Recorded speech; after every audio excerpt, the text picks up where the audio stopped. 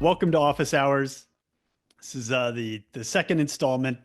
Um, Adam, you can go ahead and take the poll down. Hopefully, everyone's had a chance to vote. Yeah, want to welcome you all. Thanks again for being with us. I'm Keith, joined by Dave, and we'll be your tour guides today. Yeah, I see some return names from last week. I'm glad to have you back. Thanks for making the time. Fantastic. That's awesome.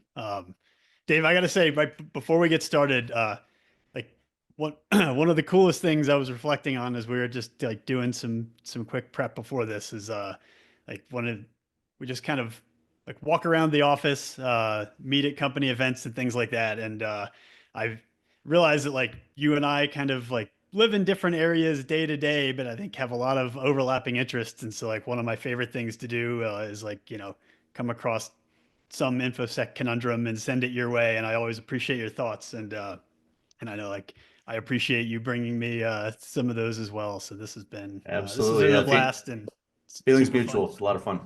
Yeah, it's fun to be able to do this in a different forum. I agree.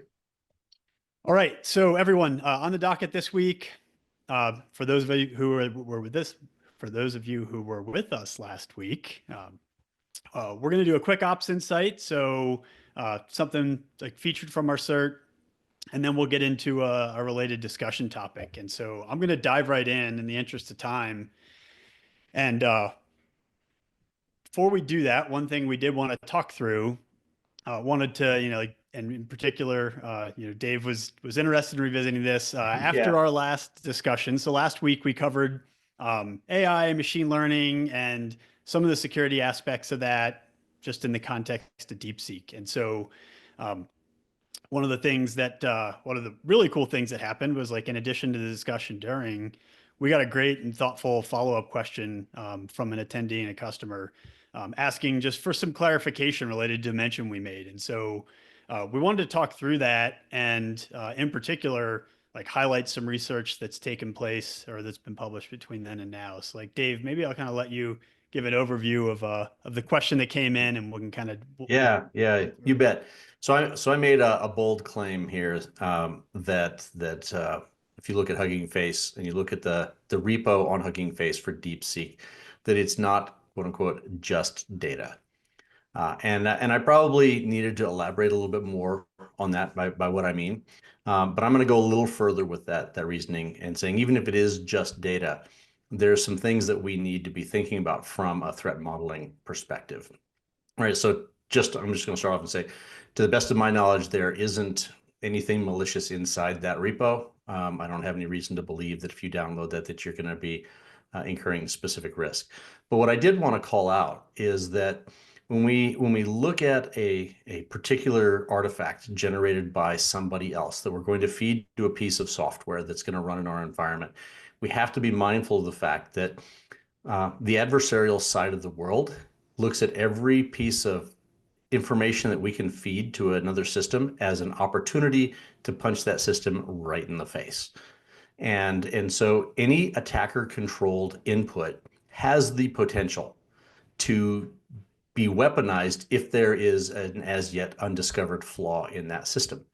And so the second point there on the left side about compromising computers with synthesized DNA is exactly just this. Like DNA is just data, but research, and this is a very impractical piece of, it's an impractical attack vector that demonstrates the point.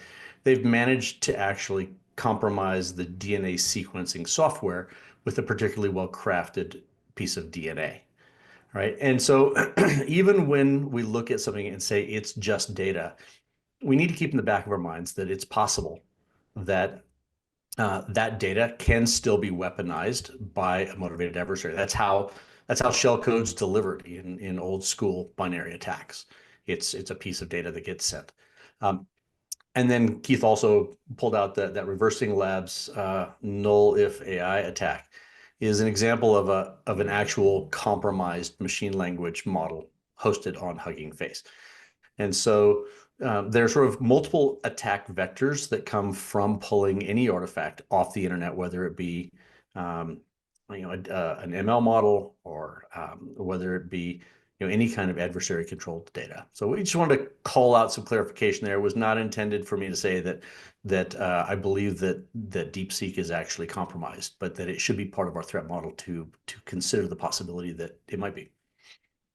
Yeah, and I'll add a theme that came up last week, and even just in talking to our internal security folks. Dave, one of the things you mentioned when we were kind of talking through some of the security challenges related to like AI in particular, which there's just like every week there's something new and shiny, and there's there's a lot of velocity behind adoption and a lot of urgency on the part of like consumers or users. Some are enterprise or some are not, to try these things. Like a new thing comes out and you just want to jump on it, you want to see how it works, and you want to compare it to other things you're using. And the that a lot of that urgency and like what gets lost is not always not necessarily thinking through just kind of those second or third order concerns, but like the reversing labs research, which coincidentally was released like literally just a day or two after last office hours, and we kind of had that follow up.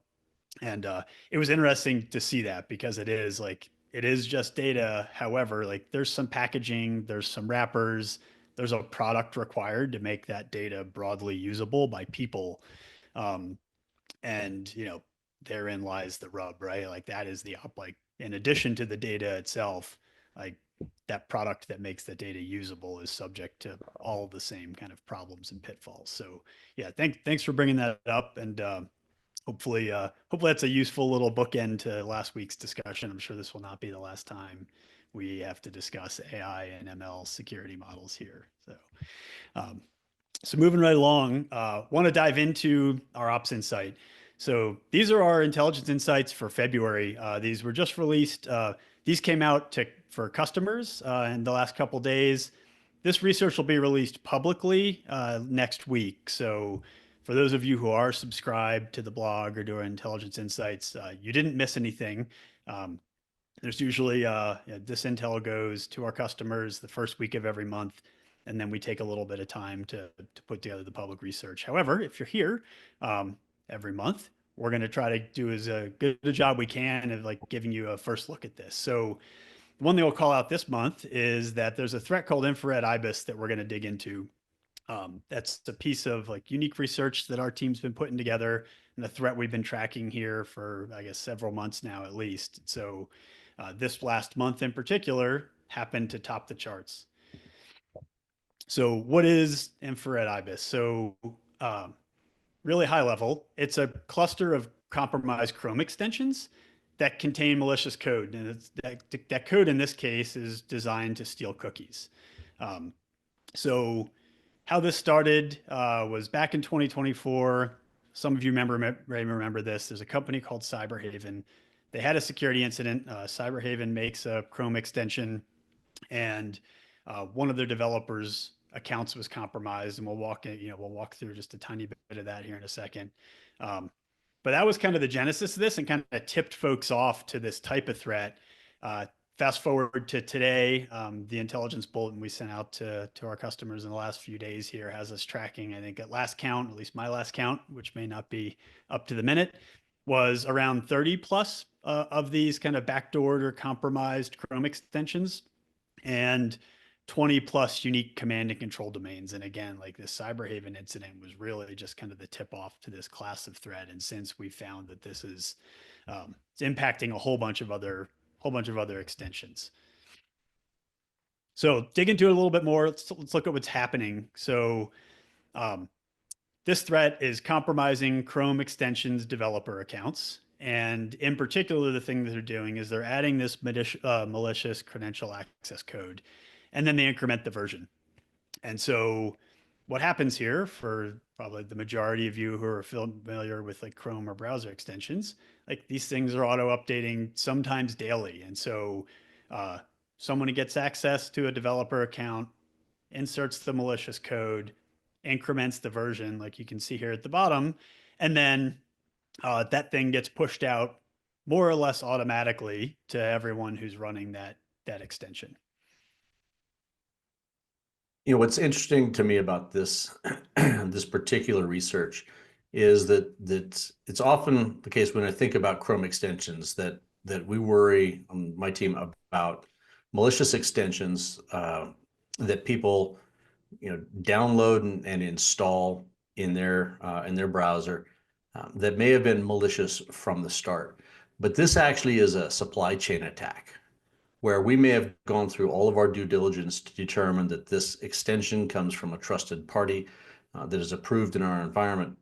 And so having the supply chain compromised and having malicious code delivered through that vector is a completely different threat model than the malicious Chrome extension model. So this is very interesting from that perspective. Yeah, that's right.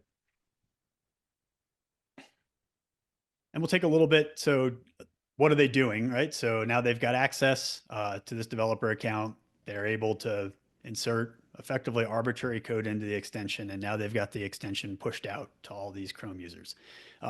So in the case of the research, and this is taken from the Cyberhaven incident report, and for what it's worth, like they did a great job of being like public and transparent. So if you go search for the Cyberhaven security incident, you'll find that. These screenshots are actually from the Booz Allen Hamilton incident response report, which is also made public and full. So in this case, just as an example, what they're doing is stealing API keys and cookies, right? And so you can see here in the case of this one particular attack, they're looking for, they're looking for session information, API keys, cookies that are specific to these few things that you see here.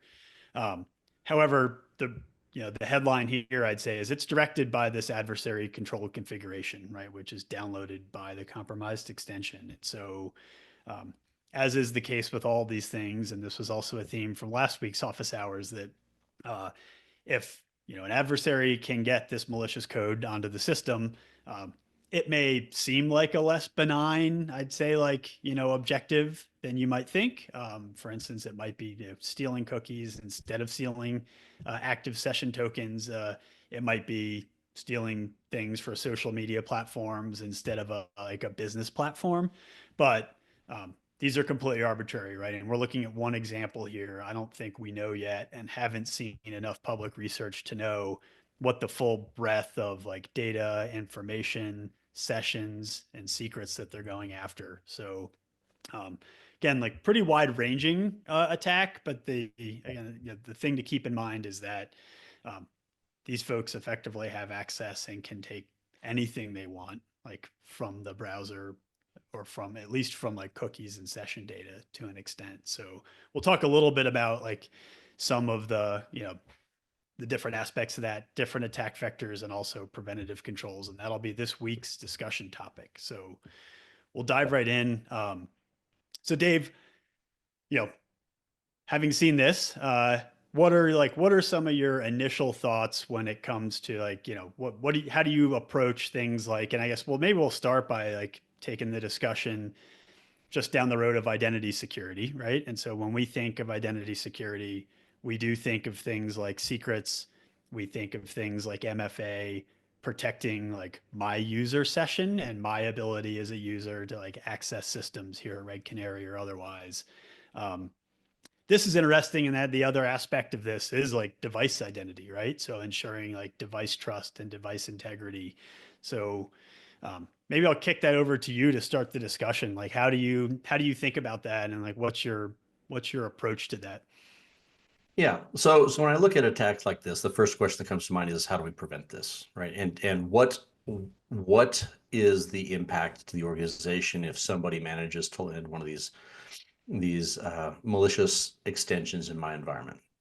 So my first one I think about is what's the blast radius, and the browser really has become the universal agent for most of the business applications in a lot of organizations. Right. It used to be that you had to build a fat client for your application that was deployed on-prem. Today, with SaaS, the browser is the client. And so somebody that's able to compromise that browser and can get in the middle of that communication, the thing that I worry about is stealing something. Well, there are a number of things I worry about, but one of the big ones is their ability to steal a piece of authentication material that can be reused from another location. Because at that point, when it's out the door, you have a lot harder time containing things, right? It's not always the case that you have the visibility into those SaaS applications to see that that session is being used from an unauthorized place. Right? And so one of the things that we've really focused on, and that has been helpful, is setting up your access into your critical environments in a way that you can ensure that even if the username and password, even if the MFA have been in some way compromised, we look for like a third authentication factor, which is this coming from a device that we trust? And that significantly raises the bar. Like the way that we're doing that, things like Okta have things like device trust, right? And you can set up access policies saying, if you want to get into our AWS environment, you've got to know your password. You've got to have your MFA. You've got to have a trusted device. And that creates a really, really high bar, Mhm. right? So let me dig in on that a little bit. Like, I mean, I think one of the things that I think would be hard for almost anyone to argue is that, like, so, say my laptop is trusted as a device, right? So I've Mm-hmm. applied all my patches, all of the security policies are there. I've got strong multi-factor authentication, so you have like a high degree of confidence that I am who I say I am when I authenticate into systems. Um, but the one thing that this attack and kind of like this class of attack points out is like there's so much trust pinned really specifically to the browser, right? So I've got a Right, Mac. That thing could be buttoned down. I've got Okta. That thing right. could be buttoned down. And I would So like to that's dig a in a great little point. bit and just, yeah, like take us through that a little bit Yeah, and kind of how, like, because that is like that's you kind right. of have like That's these why this two is such an endpoints you have to interesting. manage, right? Like you've got the endpoint as we think of it, Windows, Mac, Linux, but really like the browser is almost like effectively a new endpoint onto itself. So like It what's your absolutely is. It absolutely is kind of an input unto itself, and I think that's why we're seeing things like Island and other enterprise browsers coming out, where people are saying we need to actually think more deeply about the fact that this is a piece of enterprise software that is being used by everybody in the enterprise, and we have insufficient visibility into what's going on, insufficient controls over that piece of software. It's kind of still the last frontier in the Wild West in the corporate environment. Hey, Adam, if you don't mind, could you give us the poll results? Actually, I meant to ask for that a moment ago, but now, yeah, now would be a great time. Um, okay. Yeah, so that's great. I'm glad to see that a lot of people are looking at this as a significant threat vector. I think I was pretty much expecting the partially managed answer to be where most people landed. That sort of the feel that I get from my peers across the industry, and I think it's a good start. The thing about this research that we're talking about today is that's interesting is that I'm not really sure I can imagine a preventative control that would protect an organization from this type of attack. One of the spicy party games that I like to play when I'm with industry peers is to ask the question, if you could only spend money on one or the other, would you spend it on preventative controls or detective controls? All right. And this topic is one of the ones that backs up my position, which is if I had to spend on only one, I'd spend on detective controls because in this particular case, the a compromised piece of software that's been approved in your environment, there isn't a way to stop that really, right? Um, it's up there with sort of a malicious insider type of thing. You have to have detective controls to determine when legitimate access is being abused.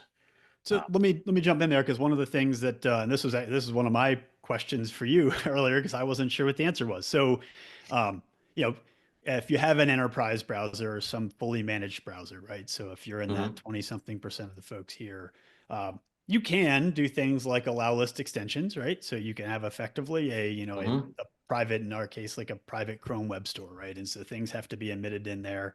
Um, and I think in some cases you can lock those to a specific version. And so like that was as we were thinking through that, my initial reaction as research was, oh well, like no big problem. We have to allow list these extensions and everyone's locked to this version. And then I turned to Dave and I'm like, would Yeah, this is anybody why we can't know have if nice like things. like at the level, you kind of look at how that code was changed. It's a few lines of code inserted into an extension. And like, Right. so that was an interesting kind of aha moment for me, which is that you can have, again, maybe to your point, those preventative controls and those pillars in place. Yeah, But and you this is a should. really subtle kind of thorny problem because Right. who's gonna catch like just the subtlety of that change, right? Right. Yeah, from a practical perspective, planning to review every update to every piece of third-party software coming into your environment, it's a non-starter. Nobody can do it. Like this is not different than the problem that we have with like Node.js packages or Python packages or Ruby packages that you use to build out your products. Nobody is going to be able to keep up with those. Nobody's going to be able to do a line-by-line code review around those things.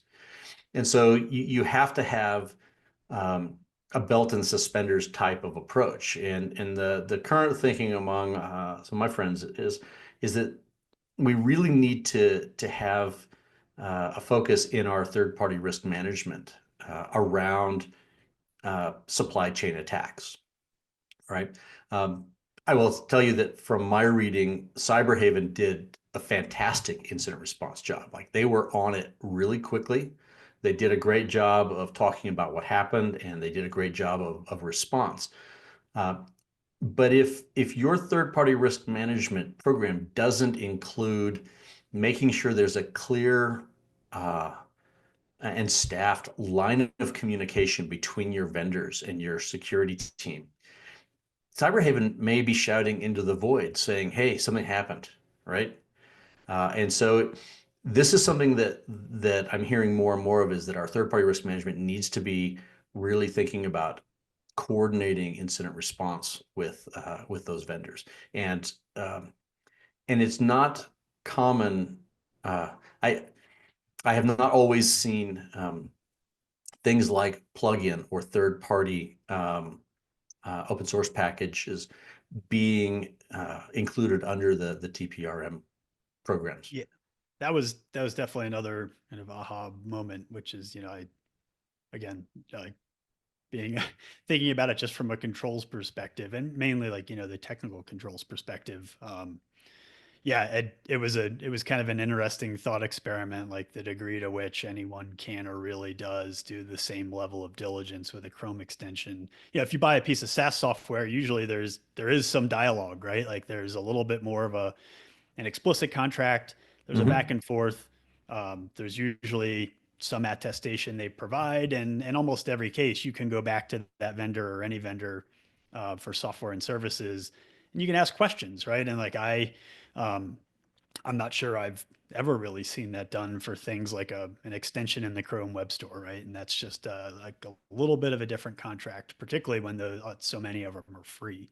And so like Right. the same warranties don't really apply. Right. And given how many there are, like the ability to customize your browsing experience is part of the quality of life service that I think a lot of us that own IT strive for.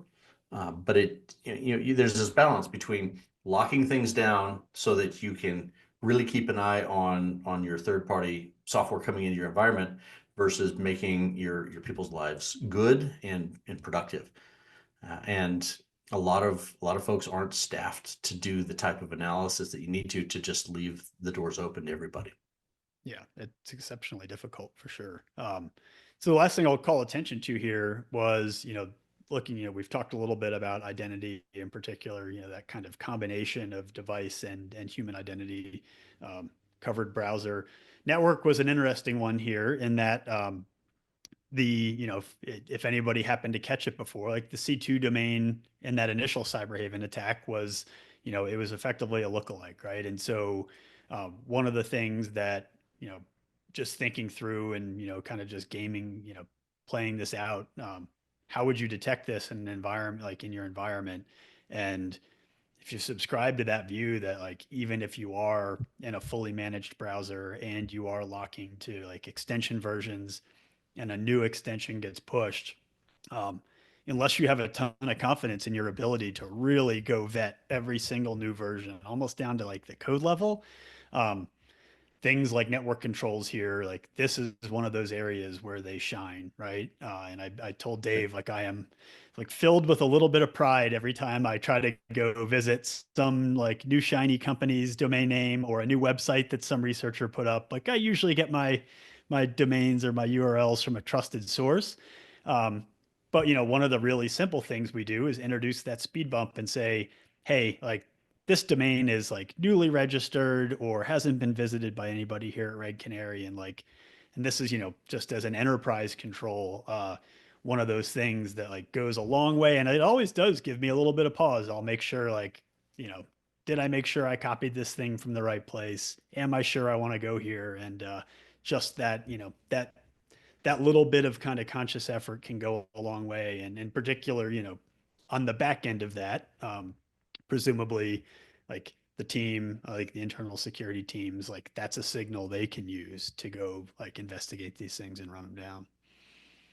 So I have a question for the group. I know we're getting late here, but I have a couple questions. One of them is for those of you that have implemented an enterprise browser. One of the worries that I hear from security teams is that touching someone's default browser and changing that is going to cause a lot of friction in the organization with the users, and there will be some rebellion. I'm curious if you drop your thoughts in the chat. How many of you actually encountered pushback from your team about moving to an enterprise browser? I'd be very, very curious to hear about that. Yeah, that's a great question. I mean, I think again, it's a little bit more than a fifth of the folks are using that, and got one thumbs up. I'm not sure if that means thumbs up, no pushback, or thumbs up, this is a disaster. Okay, so I'm going to respond to Susan here about the password because the 90-day password change is pretty spicy. For those of you that are following the rest of the NIST specifications, NIST has given us all a pass on 90-day password changes.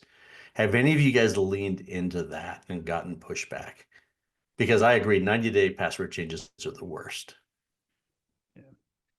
And maybe I'll chime in if while we're waiting for some feedback there. I mean that one of the things that that I've always felt really strongly about is like the best case scenario for passwords is that my username and password are worth almost nothing, right? Like I could give those to you and have a very high degree of confidence that they will do you little or no good. And again, as kind of Dave outlined earlier, it's just like that combination of like human and device identity. Oh wow, this got folks this got folks talking.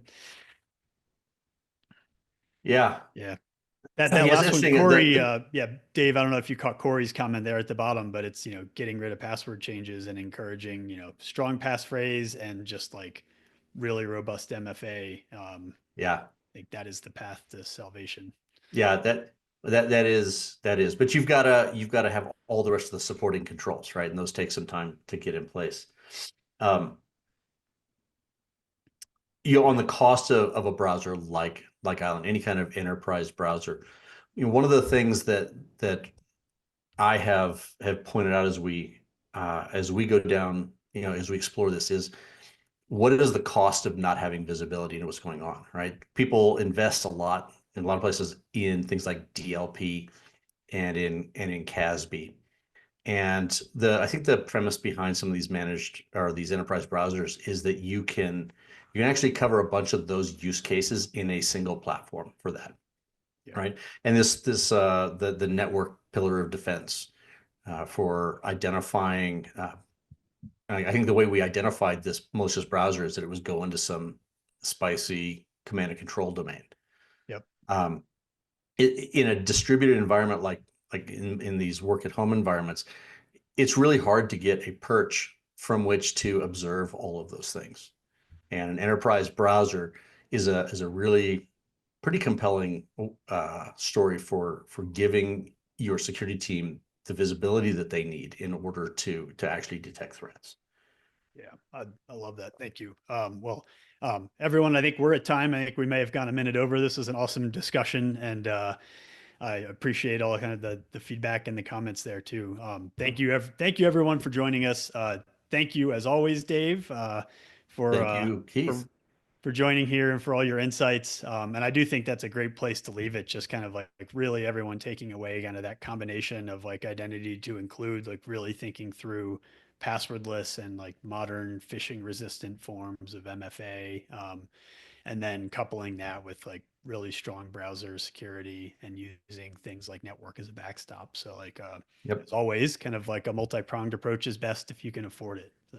Right. And I would add on the MFA side, like the something that you have piece is really, really important because if someone steals the thing you know, which is getting easier and easier, the thing that you have becomes really raises the bar for attackers. Yep, that's absolutely right. Well, thank you all very much. Appreciate everyone being here. Subscribe to the blog. Look for that research coming out from our team in the next week. And again, any questions, follow up, please feel free to send them to us. You can hit us up via social. Send them send them in via the blog feedback email address. Really look forward to the next discussion. Thanks again for being with us. Looking Cheers. forward to it. See y'all next week.